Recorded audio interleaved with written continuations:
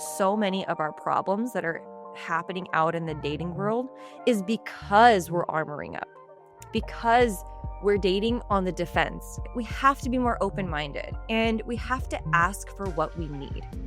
Instead of making everyone else prove themselves to us, why don't we show up as the change?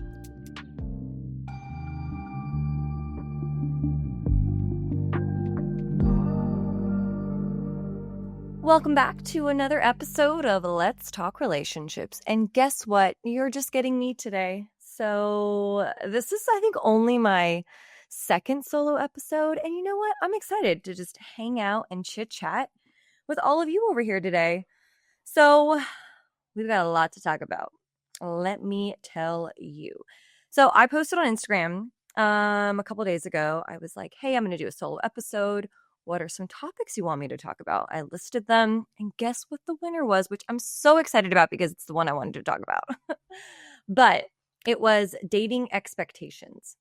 And clearly it won by a significant amount. But I think this is a really important topic for us to address because I really do believe that our dating expectations are ruining our dating lives. Like, I really do believe that. I think so many of our expectations are coming from a place of defense and not truly from a place of standard. So I want to get into that today. So let's do that. So where this all started, I'm a big Threads fan, you guys. If you guys are not on Threads, like, I get so much information on there. People are so much more interactive, and I just freaking love it. I'm like, I used to not be into Twitter. I'm all about the Threads. But the things I have been seeing on there have just been some atrocious. But when it comes to like dating threads, but one that really stuck out to me that I want to address, and these are like dumb arbitrary rules that I'm seeing out there that people are just creating, being like, well, if they don't do this, then that means they don't like me, or they're not a leader, or they're not this or that, or XYZ, or whatever it might be, right? And one of the first ones that I saw that just rubbed me the wrong way, but it was a DM from Hinge, like a direct message from Hinge. And the couple, whatever, the prospects of dating, they had set a day, a time, and a place to meet up for a first date. And apparently from the messages, the guy, I guess, hadn't reached out to her since they set the time and day. I don't know how many days was in between that, but I guess he hadn't reached out. And so in her mind, because he didn't confirm, she was like, oh, well, you didn't confirm, so I thought I made other plans. And he was like, what? Like, we set a day and time and place, you know? And she was like, yeah, but we didn't even talk in between. And the least you could do was send me a good morning text if you liked me. And see, this is what I have a problem with. And this is what I want to talk about today. It's these silent expectations that we have of others, but they aren't spoken, right? They're just things that we've said in our mind that if they do this, that means they like me. If they do this, that means they're going to be a good leader. If they do this, that means that whatever, they really like me. If they take me on a fancy date, right? So I think we assign a lot of meaning to things that I think are maybe a little arbitrary versus just being open and honest and communicating what we want. And so this particular example really rubbed me the wrong way for multiple reasons because one, I mean, okay, the guy responded with like 6:30 today, like question mark. That was like his way of confirming, and he did it about 2 hours before the date. Like, sure, is that giving a little bit lazy? Yeah. Okay, I didn't love how he did that, but to me, that's not an offense enough to cancel, right? And so this whole thing of confirmations, right? I don't think that everybody operates that way. And what I'm noticing online, because this was not the first message that I saw. This is one of many. As I get a lot on my threads, obviously the algorithm knows. It knows what to feed me, and I see a lot of this on threads, a lot of these type of DMs, and it is just mind-boggling when I see some of this stuff because I'm like, oh, I can literally see someone's hurt. I can literally see someone's operating immediately defensively before they've even gone on the first date. They're already like, well, I'm going to make sure that like this person's not going to hurt me. And, that's how we're operating in the dating world today, unfortunately. But let me not digress. Let me get back to this point.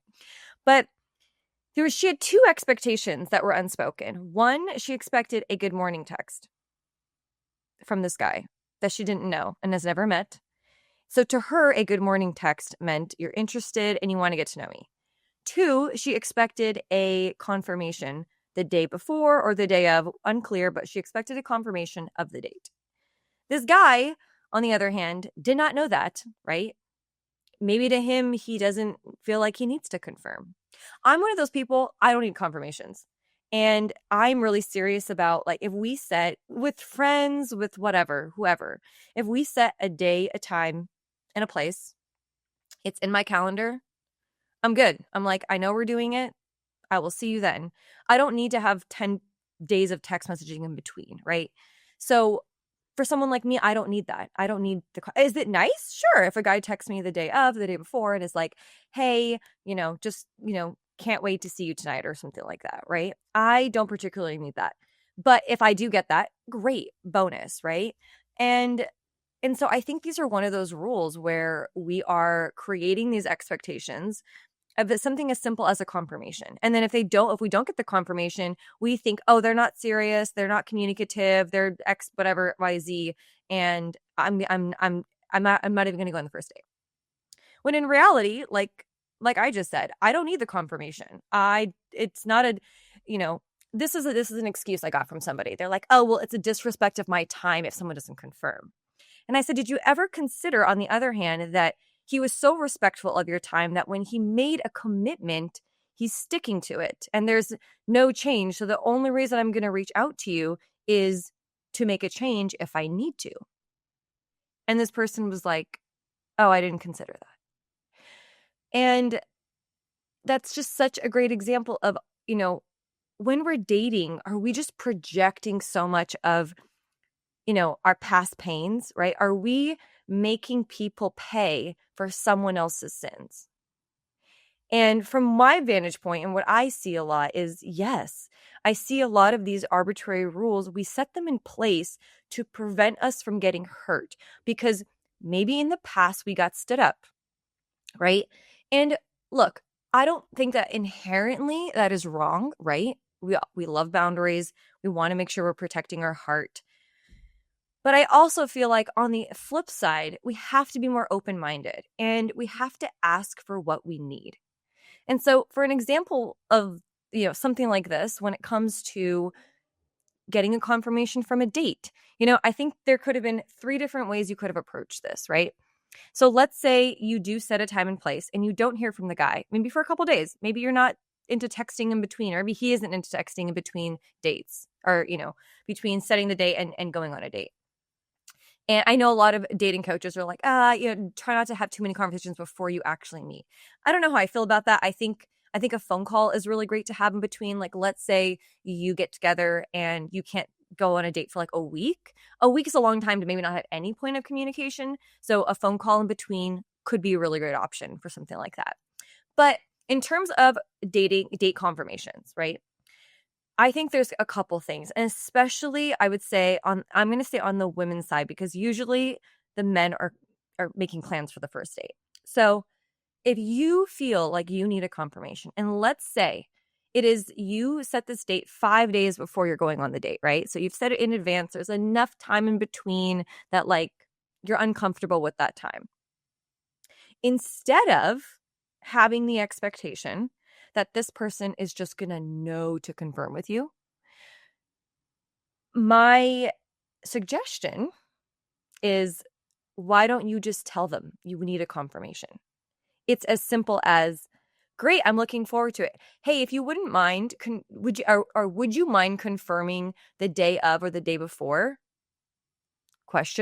Send text. That simple. If you need the confirmation, right? Because maybe he doesn't need the confirmation. Like I said, maybe to him, he's so committed to the date that he's like, great, And then now You have set an expectation that's verbalized. You said, I would like for you to confirm the date the day of or the day before. And if he says, yeah, totally no problem, and doesn't follow through on that, you now have a reason to not want to go on the date because you stated your need, you were clear about it, and the expectation is out in the open now. But to have the expectation without actually communicating it and then drawing a massive conclusion from that is where we keep running into problems. And I think this is where we're building walls where it's unnecessary, especially on the first date. And I know people get stood up all the time, and I wish I could understand that and why people would do that, but I can't. I don't know what goes on in their mind and why they think that and why they think it's a good idea to do that. But we have to get it to a place where we're so willing and able to communicate what we want and what we need and be okay with what the outcome is going to be. So I think one, if you want a confirmation, ask for it if he's not going to confirm. If you don't want to ask for it, then maybe you be the one to step up and provide the confirmation without assuming that it's the guy is not pursuing me if I don't actually, if he doesn't actually confirm. That's another excuse I heard was, well, I want to be pursued, and so I don't want to have to be the one to confirm. I'm sorry. I don't know the last time I heard that confirming something meant you're pursuing. Those are two different things, right? Again, creating another story, another expectation, another rule around something we don't actually fully know to be true, right? And so having the courage to be the one to confirm, right? And I think a lot of women just don't want it. They just cringe at the thought of it. And a simple way to confirm could be sending a text, maybe the morning of, really looking forward to meeting you tonight. Send off the text. It's vulnerable. Yeah. I'm not going to lie. Sending that text before a guy sends it to you as a woman, it's vulnerable, right? But I think this is what we need to do more of. We need to start doing the things that are uncomfortable. It is a little uncomfortable at first. You're like, oh, this is like, oh, I could be rejected. I could be hurt. All the things are going on in your mind. But if you need a confirmation and you haven't communicated that to him, it's a great way to get that. If he doesn't respond all day, then you have a reason. You're like, bro, I texted you. I said I was excited to meet you and I heard nothing. So that was my way of confirming. Now you have a reason for it not to go if he doesn't respond, right? But guys don't get that enough, right? They don't, the more I've talked to men about this, they're like, we don't get complimented. We rarely get like, oh, excited to see you. Like that just, I think early on, like women are much more closed off. And I get it. Like, look, I get it. Okay, there's a lot of reason to be closed off. There's so many reasons to be closed off, right? Men who have led you on, who have breadcrumbed you, who have love bombed you, men who are all in one day and the next day, oh, I'm too busy or I'm unavailable or whatever the excuse is, right? But it takes so much courage to continue to show up, right? Regardless of that, and to know that you're so secure in yourself that you will still show up with vulnerability, humility, and courage in these situations. And so it's something as simple as a confirmation. Like you can see how we're drawing out so many conclusions. We're building up so many walls, right? We're preventing connection in so many ways simply because we have this expectation of needing a confirmation for a date, right? And imagine where else this spills into. I have seen it spill into so many different areas of dating and in relationships. These silent killer expectations, right? And so in conclusion with the confirmations, right? Ask for the confirmation if you need it. Confirm it yourself, right? Those are two really distinct ways you can prevent that from happening. And again, if still at that point you're not getting what you need, now you have a solid foundation to maybe walk away, right? If they didn't follow up and you asked them to, they kind of forgot, like, okay, maybe do you give them another chance? I don't know. That's maybe subjective to you and how much you like this person, right? So there's that. And this is another one we've been going through when it comes to expectations. And I won't go a ton into this because I've gone super deep into this topic on Threads a lot, but I think it definitely warrants a conversation. I think another area where we have really crazy expectations in dating early on is the first date. I think for a lot of people, we put way too much emphasis on the first date than we need to. And I know a lot of people are not going to love for me to say that. They're not going to like to hear this.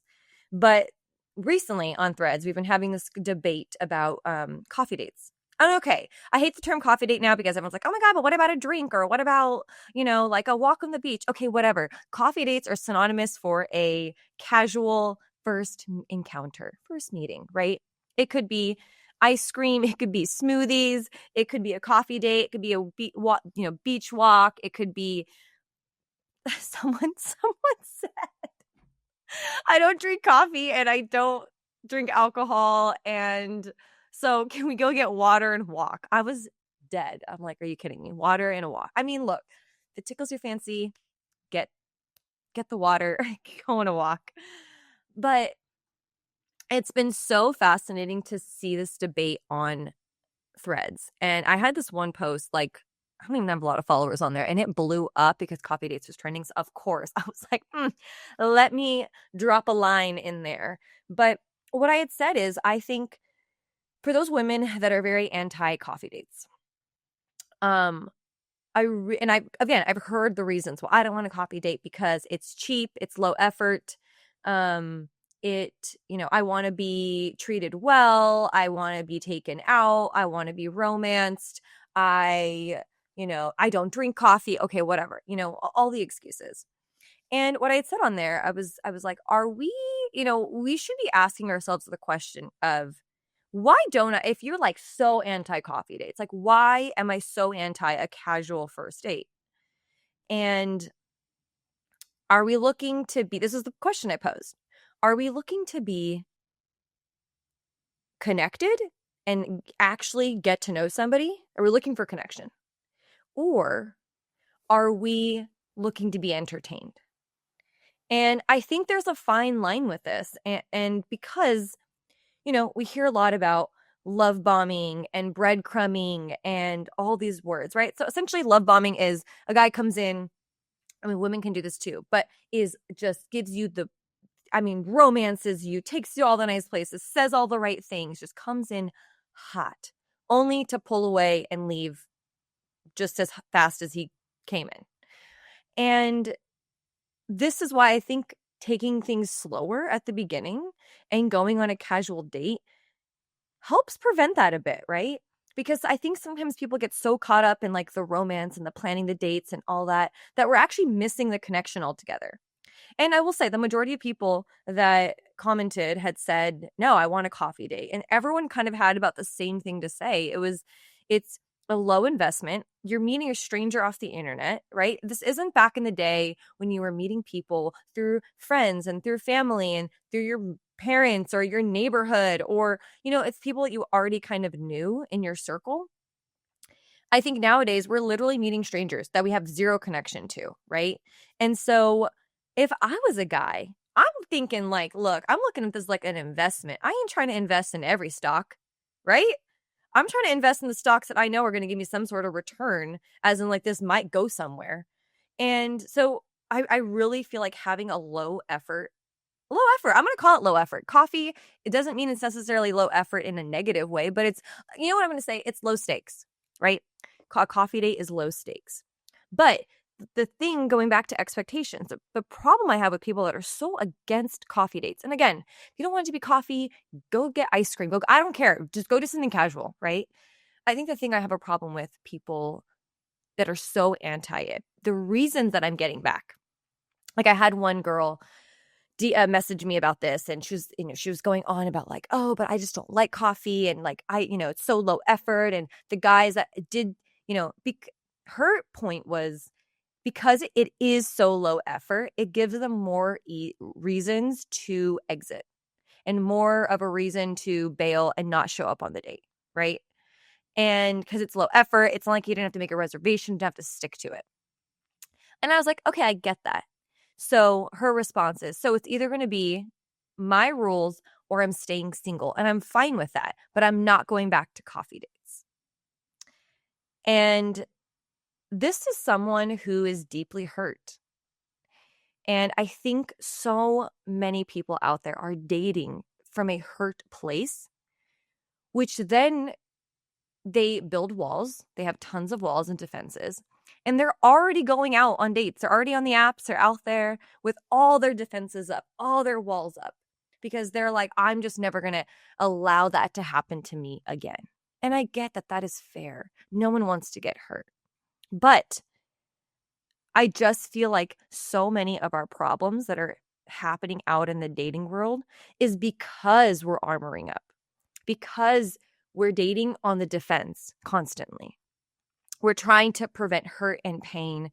We're trying to prevent the past from repeating itself, right? And so we're going to armor up, whether that is with a confirmation, whether that's with, I want to be fancied on a first date because it's going to mean this person cares, or it's going to mean this person won't leave me, or it's going to mean this person maybe won't pull away. They'll be committed this time. We're trying to find all the reasons to not get hurt again. We're trying to build the wall, the protection mechanisms. But unfortunately, what that is doing is it's actually preventing us from connecting, right? We're coming in armored up already, right? We're already defensive. We're already like, I'm right. And then we wonder why it's so hard to connect. Well, yeah, because two people are coming in totally defensive, right? Your walls aren't down to connect. And I want you to hear me on this. I'm not saying on a first date, you trauma dump and share everything and be so open, right? I think there's a difference between being, like having self-control in what you're sharing and how much you're opening up, and then being defensive and having defenses up. I think those are two different things. And I think one requires you being really secure in yourself and knowing that if someone ghosts me, if someone leaves, if someone doesn't show up for a date, I am so secure in who I am and myself that I might mourn it for a second. I might be annoyed for a day, and then I'm going to move on because it doesn't mean anything about me. It means more about the other person than it does about me, right? The other side is I never want to experience that again. I don't want to be hurt. I don't want to keep going through the same situation over and over. I don't want to deal with guys, pulling away, or women, being maybe judgmental toward. I don't want that. So I'm going to do my best to prevent that from happening. But the problem with this side is we actually can't control the other person. We can't control if someone is going to pull away. Unfortunately, we can't, right? And we can try our best. We can go in open-minded. We can try and look for the red flags. We can try and be really aware. But at the end of the day, sometimes people just don't have the capacity. They say all the right things at the beginning, and then they wake up one day and realize, oh, I actually can't uphold everything I just said, and I don't think I can do this anymore, right? And it sucks. I get it. It sucks. It does. I'm with you on that. But which would you rather be? Defensive and try and never get hurt, even though you can't control that? Or coming in with more self-control and a strong sense of self, where when something like that does happen, we aren't going through a spiral, right? We're not, we're going to be mad about it. Maybe we're going to be sad about it. Maybe we're going to be annoyed in the moment. Oh, I just got stood up. That's so frustrating. What the difference is, I'm not making it mean something about me. I'm not going to make it mean that I'm not good enough. I'm not going to make it mean that something's wrong with me or something, I'm not lovable. I'm not pretty enough. I'm not smart enough. Well, all the things that we will come up with because of that, because someone stood us up, right? I would much rather show up on this side and be secure in who I am and show up with an open heart, with some self-control and understanding of what makes sense for me to share on a first date. How open can I be on a first date without coming in with defenses, right? Than to be the one that has all the walls up and all the armor up, ready to go to battle before I've even gone on the first date. And so this is why I feel like our expectations that we have often, they might come from a good place, you know, but they really are preventing us from connecting out in the dating world. And I think it's making dating so much more difficult. And these are just two examples that I gave you, right? Two small examples of, tying worth and meaning to someone taking you out on a date that's more lavish, that's more, it's more expensive, or the more money they spend, I mean, it means they like me more, or that means they're going to stay and they're not going to leave, and all of that. And I wish that was always the case, but it's not. Because how many times have women also been love bombed, where they've been taken out and fancied and done all the things, and then the guy ends up leaving anyways, right? So that's my take on our expectations, right? Early on in the dating. And my suggestions too is, when you start to sense that you have a rule set up, right? Ask yourself, did I communicate this to this person? Do you think this person actually knows that? And do I know for certainty that what I think to be true is actually true?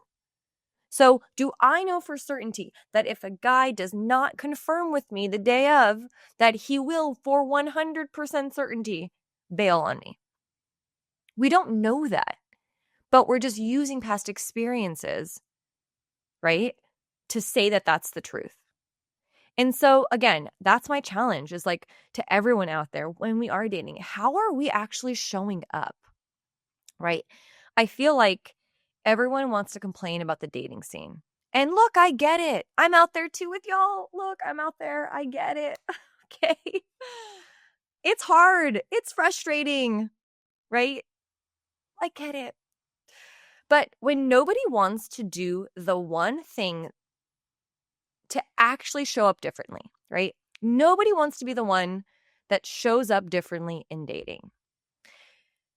Or nobody wants to be the one that actually shows up the way they wish others would show up for them, right? We're always waiting around for the other person to show up a certain way, right? And we're just waiting on the sidelines. I hope this person does this. I hope this person does this. If this person does this, it means this. This person does this, it means this. Well, how about we become the change, right? Instead of making everyone else prove themselves to us, why don't we show up as the change that we want to see out in the dating world, right? Showing more kindness, being more open, communicating more directly. We're going to have a whole episode on communication, because listen, the ghosting stories and just the BS stuff, even I've gotten, I'm like, oh my gosh, let's just be honest with other people, right? So I'm going to leave you with that for this episode. I just really want to encourage people to show up the way they wish others would show up. Ask for the confirmation. Be clear about your expectations. Ask for the thing that you actually need. And you will be so shocked and surprised at how most people will want to meet you there. And the ones that don't, great. Goodbye. See ya. Like, you've given me all the information that I need. And now I have concrete information because I voiced what I needed. I communicated my expectations, right? And if they don't follow through, that's fine. And on the caveat of that as well is, are my expectations even realistic? So take a second and challenge those expectations of yours. Are they realistic? Are they being communicated well? So I'm going to leave you all with that. Thank you for joining me today on this episode and for allowing me to take up 30 minutes of your time today. And I also wanted to let you guys know, if this is something that you feel like you're struggling with and you are like, man, I am just in the same relationship cycles over and over. I've read the books. I've read the attached book. I've gone to therapy. I listened to the podcast. I have so much knowledge about my wounds and what's going on for me underneath the surface. But your relationships keep looking the same and you're stuck in the same cycles. Let me know, reach out to me, because I would love to help you in that. A lot of things that I do with my clients is we really uncover a lot of these emotional patterns, these relational patterns that are unhealthy, right? They're holding them back from actually being in the relationship they really want to be in. And be the person that they really want to be in that relationship, which is so much more important. It's not only about attracting the person, but it's being the person that you actually want to be. It's being secure in yourself. It's showing up as you 100%, right?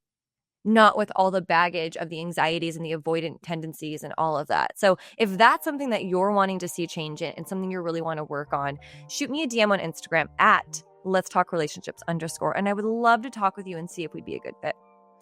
So if you've enjoyed this episode, I would so love it if you could like this, share it, comment. That helps me so much. It really, really does. And if you really like this podcast, please subscribe. I'd love to see you guys out there and in my comments. So have a great day, and I'll see you in the next episode.